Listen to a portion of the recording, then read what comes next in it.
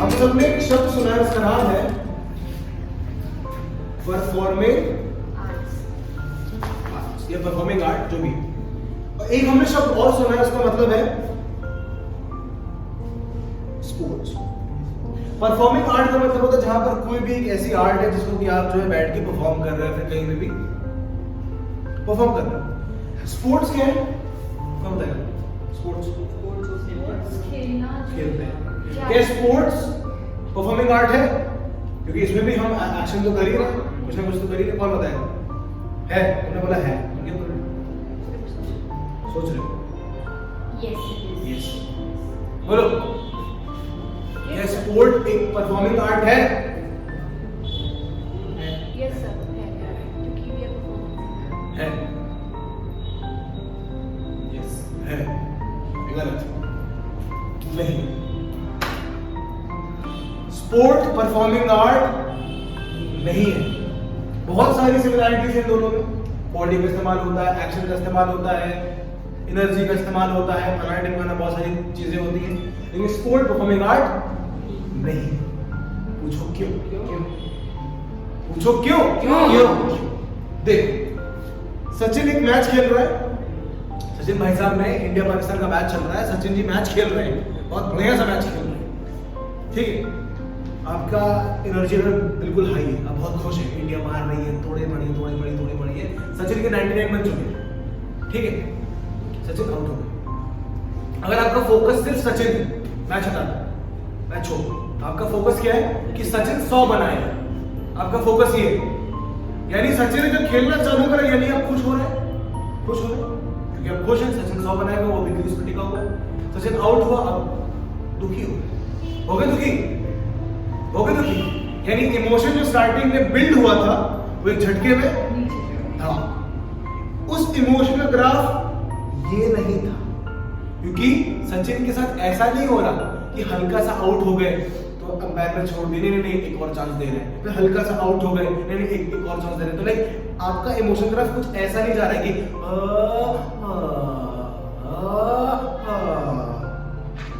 ऐसे चला, ऐसे आउट, खत्म, इमोशन एंड हो गया। अब यही बात करते हैं आपका फोकस मैच पे कि इंडिया मैच जीतेगा। दिमाग में स्टार्टिंग से यही कॉन्सेप्ट है, इंडिया मैच जीतेगा। आपका इमोशन हाई है, इंडिया हारेगा, इंडिया खत्म। स्पोर्ट्स में क्या होता है, इमोशन ऐसे जाता है, धक्के से खत्म। परफॉर्मिंग आर्ट में क्या, एक लय होती है, एक वेव होती है। हम हमेशा एक चीज की बात करते हैं, वेरिएशन, इमोशन का वेरिएशन होता है। वो किसमें आपको मिलता है देखने को? Performing art. एक नाटक चल रहा है, नाटक स्टार्ट हुआ यहां से, हमारे ही माने थे नाटक सन 2025 स्टार्ट हुआ यहां से। स्टार्ट में बहुत शांत था, नाटक की पिच धीमे धीमे बढ़ती एकदम से डाउन होती है, स्लो होता है, बढ़ता स्लो, बढ़ता स्लो, फिर यानी ऑडियंस हर समय उस इमोशन से बंधी हुई है। No break, nothing. यहां पे हर एक ओवर के बाद एक ब्रेक होता है, आपका इमोशन टूट जाता है। नाटक में या फिर कोई भी डांस परफॉर्मेंस में या फिर कोई भी म्यूजिक परफॉर्मेंस में ब्रेक नहीं होता कि अभी थोड़ी देर के लिए ऐड के लिए जा रहे हैं, फिर हम आएंगे। I am talking about live performance, I am not talking recorded, मैं लाइव की बात कर रहा हूं। आप यहाँ पे उसे देख रहे थे म्यूजिक, क्या ऐसा था, हमने 2 गाने गाए, अभी 2 मिनट का पान बाहर का ब्रेक आएगा, उसके बाद हम वापस से गाना स्टार्ट करेंगे। नहीं, आपका इमोशन टूट जाएगा, तुरंत वहीं पे ब्रेक हो जाएगा। तो जिस जगह इमोशन ब्रेक ना हो और इमोशन लय में चले, तो क्या कहलाएगा? Performing arts. स्पोर्ट्स और परफॉर्मिंग आर्ट में यही एक फर्क है, इसलिए स्पोर्ट को परफॉर्मिंग आर्ट नहीं बोला जाता। अब हम जो कर रहे हैं वो क्या है? Sir, sport is an art. Sport is not a performing art. Art, art तो सब कुछ ही है, सब कुछ आर्ट है। खाना बनाना वो भी आर्ट है, कपड़े धोना वो भी आर्ट है, सब आर्ट है। लेकिन स्पोर्ट परफॉर्मिंग आर्ट नहीं, ये छोटा सा एक डिफरेंस है, ठीक। अब हम किसकी बात कर रहे हैं? ड्रामा, जिसको कि आम भाषा में आजकल लोगों ने एक्टिंग बोल के रखा है हम एक्टिंग की बात करें, हम ड्रामा की बात करें। तो ड्रामा क्या है? ड्रामा का हिंदी में मीनिंग क्या होता है? नाट्य।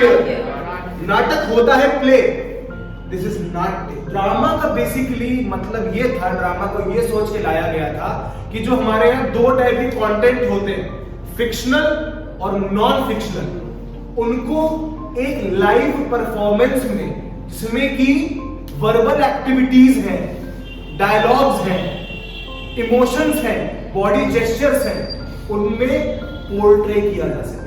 तो फिक्शनल और नॉन फिक्शनल एक्टिविटीज को पोर्ट्रे करने के लिए ड्रामा सामने लाया गया। तो ड्रामा क्या है?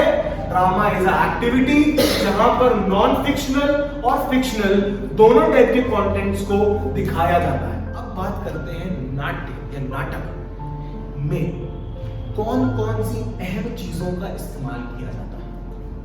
सबसे पहले इस्तेमाल किया जाता है इसका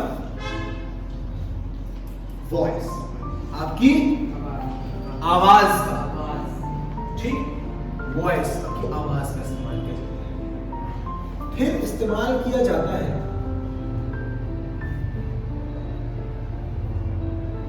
जेस्चर्स, इनको आप आसान भाषा में बोल सकते हैं बॉडी लैंग्वेज। फिर इस्तेमाल किया जाता है आपके गेटअप, आपके मेकअप और सेट डिजाइनिंग का, पूरा जितना डिजाइनिंग का खेल होता है, जितना आपके कॉस्ट्यूम का खेल होता है। तो इसको आप लिख सकते हैं costume, makeup and set designing. ये काम होता है पूरा का पूरा प्रोडक्शन वाला काम है, ठीक है। और चौथा आता है आपके इमोशंस, योर फीलिंग्स, जो कि आप एक्सप्रेस करते हैं। फीलिंग्स, इमोशंस, रस, हिंदी में बात करें, भाव, जो आप दिखाते हो ऑडियंस लेके। तो चार टाइप की चीजों का इस्तेमाल ड्रामा में किया जाता है। ड्रामा के बारे में जैसे कि मैंने आपको बताया कि ड्रामा एक ऐसा आर्ट है जहां पर हम फिक्शनल और नॉन फिक्शनल कंटेंट को पोर्ट्रे करते हैं।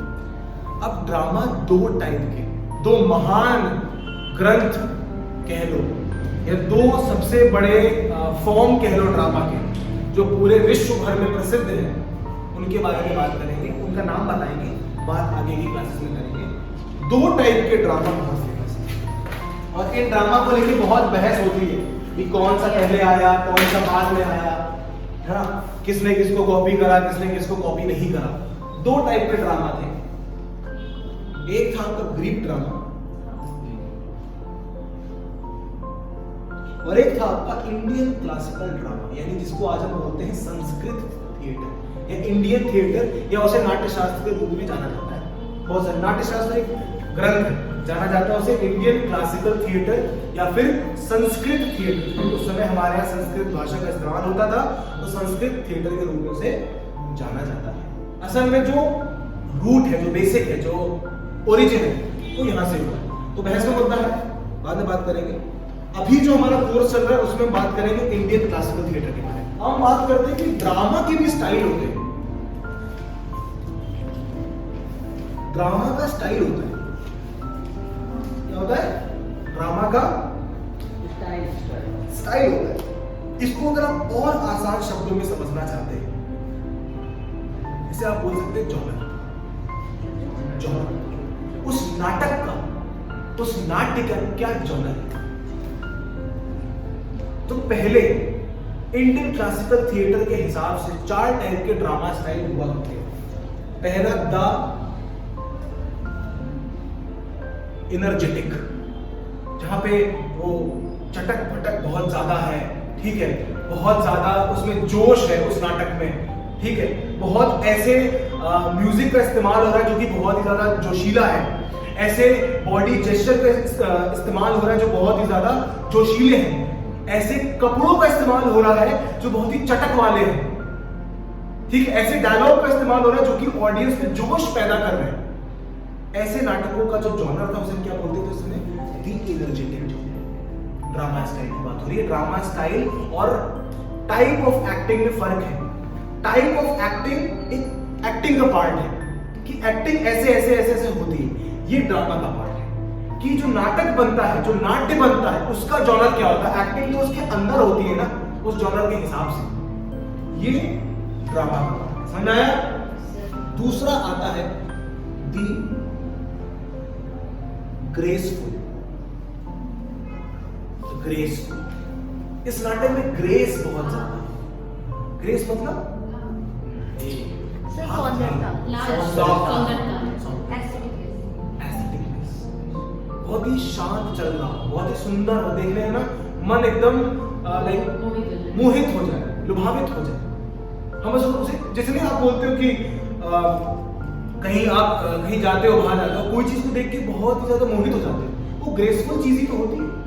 वो कोई ऐसा जैसे मान लेते हैं रास्ते में क्या बोलते हैं, नगर निगम का कूड़ा पड़ा है और उसमें क्या कूड़ा है, क्या आनंदित हो गया मन एकदम आनंदित और प्रफुल्लित हो गया। नहीं होता, कहीं से बढ़िया डीओ की खुशबू आ रही, वो डीओ आपको पसंद भी है, सुनते हो मन शांत हो जाता है ना एकदम से, वो ग्रेसफुलनेस है। तो दूसरा क्या है जॉनर? ग्रेसफुल। तीसरा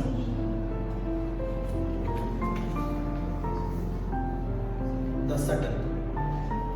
सटल क्या होता है? What is subtle? What is subtle? जिस नाटक में पानी के जैसा ठहराव, आराम से बह रहा है, धीमे धीमे नाटक बह रहा है। बहुत सारे ऐसे होते हैं नाटक जो ना बहुत ज्यादा हाई होते हैं, ना बहुत सौंदर्य होता है, बहुत ही ठहराव आ जाता है, पीसफुल। उन नाटक को जब देखते हो ना, या सुनते हो या पढ़ते हो, मन बिल्कुल शांत हो जाता है। ग्रेसफुल में क्या है? मन मोहित हो जाता है। एनर्जेटिक में क्या है कि मन उत्साह से भर जाता है। फर्क है, देखो सामने वाला भाव दे रहा है, आपका रस चेंज हो रहा है। सटल वाले नाटक देखोगे जो बहुत ही काम है, बहुत ही शांत है, उसमें क्या हो रहा है? मन शांत हो जाता है, मन में एक ठहराव आ जाता है। यहीं पे जब आप कोई ग्रेसफुल नाटक देखते हो तो मन मोहित हो जाता है उस चीज को देख के। यहीं पर जब आप कोई बहुत ही एनर्जेटिक चीज देखते हो तो मन उत्साहित हो जाता है। और चौथा जो स्टाइल आता था उसे नाम दिया गया था वर्बल। ऐसा नाटक इसमें सिर्फ आवाज का है, जैसे कि कविताएं, काव्य जो होते हैं, स्टोरी टेलिंग, ठीक है, स्टोरी टेलिंग पोइट्री क्या थे?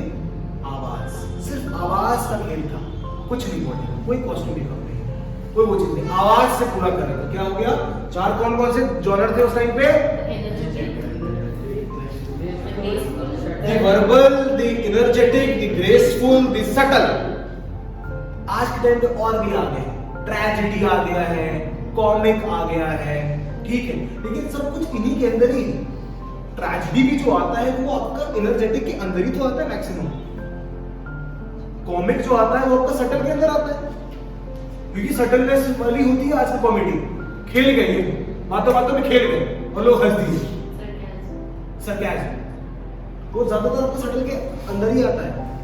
वो ऐसा नहीं होता कि हा हा हा कुछ लाउड कर रहे हो कॉमेडी में, सटल हो गया, क्यों निकल गया चुटकियों में। तो दिस इज ड्रामा स्टाइल, यानी नाटक या नाट्य का जॉनर क्या है, किस स्टाइल का नाटक है, ये वो स्टाइल है। समझ में आया? अब आने वाली क्लास में जो अगला थ्योरी होगा उसमें हम ये समझेंगे कि व्हाई ड्रामा, ड्रामा क्यों जरूरी है, ठीक है, क्या क्या चीजें हैं जो ड्रामा आप अपनी लाइफ में ला के उससे अपनी लाइफ को अच्छा कर सकते हो, ये जानना बहुत जरूरी है, तभी तो सीखोगे। उसके बाद हम सीखेंगे कि इंडियन क्लासिकल थिएटर की शुरुआत कहां से हुई, फिर हमारी जर्नी चालू होगी संस्कृत थिएटर की। उसके नाटक कैसे थे, क्या क्या चीजें होती हैं, नाटक कैसे होते थे, उन नाटकों के लेखक कौन थे, उन नाटकों के डायरेक्टर कौन थे, इंडियन संस्कृत थिएटर पूरे देश में कहां कहां फैला हुआ है, उनके हर राज्य का एक अपना फोक थिएटर होता है, उसके नाम क्या, वगैरह वगैरह वगैरह वगैरह चीजें हम जानेंगे, और टेक्निक्स के। समझ आ गया? आज की सभा यहीं पे समाप्त।